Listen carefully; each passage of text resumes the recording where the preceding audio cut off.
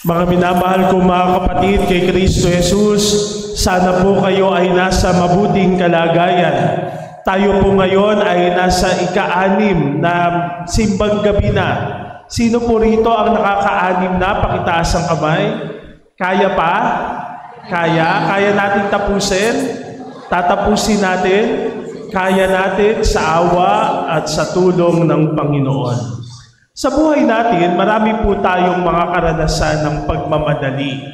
Kapag halimbawa sa umaga at nagising tayo dahil alam natin na matraffic, kinakailangan nating magmadali.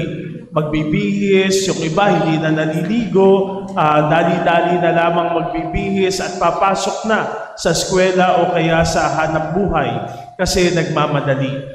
Maraming mga bagay din ang minamadali. Halimbawa, sa paaralan, kapag malapit na yung deadline ng pasahan ng mga project o kaya malapit na yung final exam, nandiyan na nagmamadali na sa paggawa ang mga estudyante. Ganon din naman sa hanap buhay. Nandiyan din yung pagmamadali, lalo na kapag mayroong mga deadline na tinatawag. Wala ka pa sa quota mo. Kung ikaw ay nasa sales, kinakailangan mong kumota ngayong buwan na ito. Kinakailangan mong magmadali. Pagmamadali.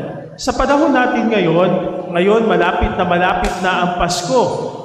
Halos December 20. Ilang araw na lang ay Pasko na. So, meron tayong tinatawag na Christmas rush. Kayo ba naranasan nyo ba yun? Na malapit na yung Pasko, wala pa rin kayong regalo. Malapit na yung Pasko, wala pa rin kayong isusuot. Malapit na yung Pasko, wala pa rin kayong handa. At dahil doon, na-stress tayo. Kinakailangan maging mabilis. Kinakailangan nandoon yung pagmamadali natin. Bakit? Kasi baka mamaya maunahan tayo. Baka mamaya yung gusto nating mga items, hindi na natin makuha. Baka mamaya yung nakasale, naubos na pala. Baka mamaya yung gusto nating na item, hindi natin maabutan. Nagmamadali sa pagmamadali natin. Alam niyo kung minsan sinasabi, sa pagmamadali ng isang tao, lalo siyang nagkakamali. Kapag nagmamadali ang isang tao, lalong nagkakamali. Alam niyo, naranasan po yan ng mga estudyante.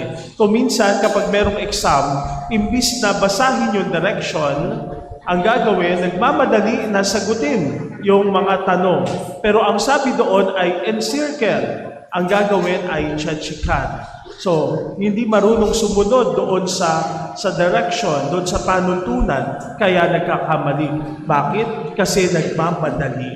Kung minsan yung pagmamadali natin ay doon tayo nagkakamali kapag minamadali natin yung mga bagay-bagay sa buhay. Kapag sinabi po natin pagmamadali, dalawang bagay po yan.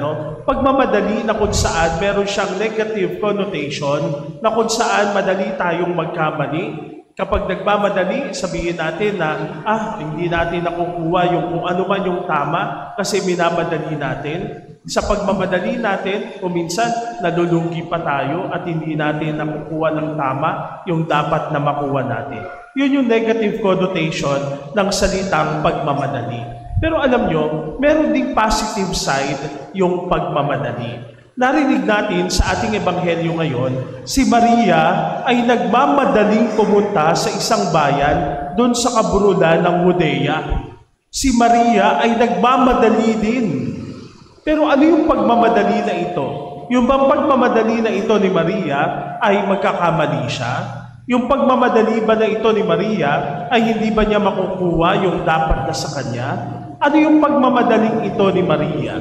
Nagmamadali si Maria, 3 bagay ang ating pagninilayan ngayong gabi. Sa pagmamadali, dapat nagmamadali tayo sapagkat alam natin na mayroong nangangailangan ng tulong at magmamadali tayo na tumulong.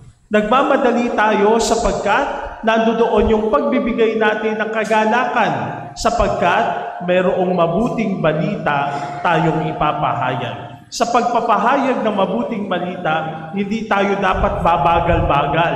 Dapat tayo ay nagmamadali. At pangatlo, nagmamadali tayo sapagkat ang dala-dala natin ay kagalakan. Kapag kagalakan ng ating bit-bit-bit-bit, nandoon ang ating pagmamadali. 3 bagay ang ating pagninilayan. Una, Bakit nagmamadali si Maria? Nagmamadali siya kasi alam niya na nangangailangan ng kanyang pinsan na si Elizabeth. Narinig natin itong mga nakakaraang mga araw kung ano ang nangyari kay Elizabeth. Sino si Elizabeth? Sino ang kanyang asawa?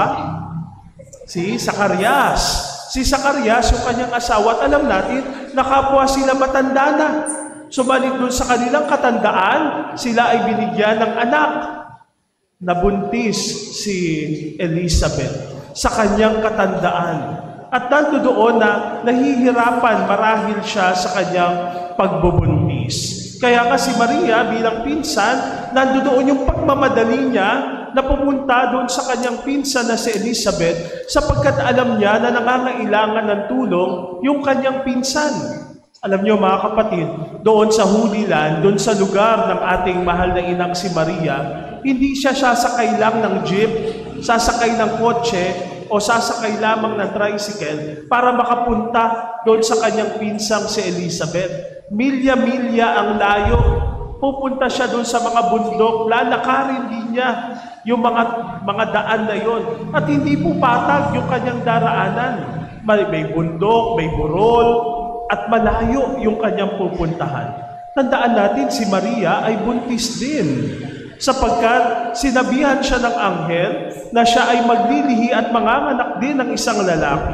Subalit sa kabila ng kanyang katayuan, nakita pa rin niya na nangangailangan ng tulong itong si Elizabeth. Kaya siya nagmamadaling pumunta at magbigay ng tulong. Ganun pala mga kapatid, ano? Siguro magandang tingnan natin yung ating mga sariling buhay. Tayo kaya, sa konteksto ng pamilya, sa konteksto ng ating mga magulang, sa konteksto ng ating mga kapatid, sa konteksto ng ating mga anak, nandoon ba yung pagmamadali din natin sa paggawa natin ng mabuti para sa kanila? Ito, naikwento ko na marahil sa inyo sa ilan sa mga humiliya ko po sa inyo, no? Na minsan si Mother Teresa ay nag-talk doon sa Europa at doon na-inspire yung mga tao sa kanyang sinasabi. At sabi kay Mother Teresa, Mother, sasama kami sa iyo doon sa India para kami ay magmisyon. Ano ang sabi ni Mother Teresa? Hindi. Hindi mo kinakailangan pumunta doon sa India para ikaw ay magmisyon. Meron kang pamilya, meron kang komunidad, meron kang sambayanan. Ituon mo ang iyong paningin, tingnan mo kung sino ang nangangailangan at yon ang iyong tulungan. Si Maria nagmamadali, hindi para magkamali, hindi para hindi niya makuha yung para sa kanya, kundi nagmamadali siya sa paggawa ng mabuti, ng tama at pagtulong. Ganun pala ho, ano? Kapag pala tayo ay nasa paggawa ng mabuti, kapag pala tayo ay nasa pagtulong, sa pagmamadali, hindi tayo magkakamali. Yun po yung una. Pangalawa, si Maria ay nagmamadali. Bakit siya nagmamadali? Sapagkat ang dala-dala niya ay ang mabuting balita.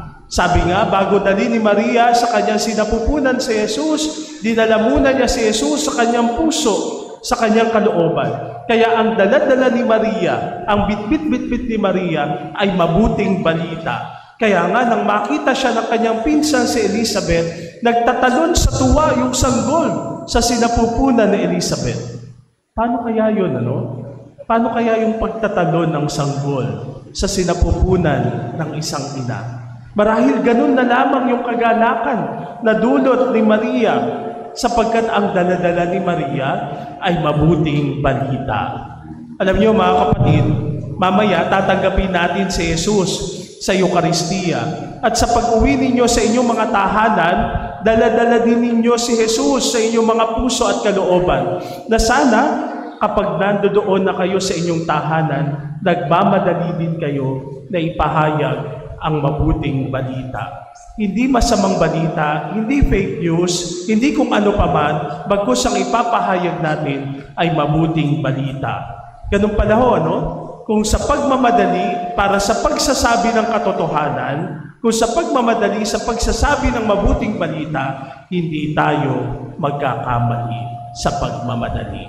Yun po yung pangalawa. Pangatlo at panghuli, si Maria ay nagmamadali sapagkat nais niyang ibahagi ang kagalakan na meron siya Hindi niya sinolo kung ano man yung kagalakan na meron siya. Hindi niya sinolo kung ano man yung biyaya na tinanggap niya. Hindi niya inangkin lang. Hindi niya sinabi sa sarili niya, teka, ako ay magiging ina ng tagapagligtas. Dapat pala sikat ako. Dapat pala ako ang pinaglilingkuran. Dapat pala ako ang inaalayan ng mga handog. Pero hindi. Ano ang ginawa ni Maria? Nagmamadali siya. At dun sa kanyang pagmamadali, na ibahagi kung ano man ang meron siya. Mga kapatid, siguro maganda tingnan din natin sa ating mga puso at kalooban. Tayo kaya, handa rin kaya tayong magbahagi kung ano man ang meron tayo? Sapagkat nandoon yung galak, yung saya sa pagbibigay, sa pagbabahagi. Ganun pala ho, yung pagbibigay, doble yung natatanggap natin. Kapag tayo ay marunong magbigay, ang biyaya ng Diyos ay dumadaloy sa atin. Hindi nagkukulang ang Diyos. Hindi niya tayo pababayaan. Ganun pala mga kapatid, sa pagpapahayag, pagbabahagi ng mabuting balita ng kagalakan, kahit na ikaw ay nagmamadali, hindi ka magkakamali. Dalawa po yung pinagnilayan natin patungkol sa pagmamadali. Meron niyang negative at meron din niyang positive. Sana doon tayo sa positive side at tuturuan tayo ni Maria kung paano natin magmamadali na isabuhay ang mabuting balita. Sabi, paano daw tayo magmamadali? Magmamadali tayo kapag tutulong sa kapwa. Magmamadali tayo, bakit? Sapagkat may mabuting balita tayo na dala-dala. Magmamadali tayo, bakit? Sapagkat kagalakan ang laman ng ating puso at kalooban. Halina mga kapatid, halina't magmadali sa pagpapahayag ng mabuting balita. Amen.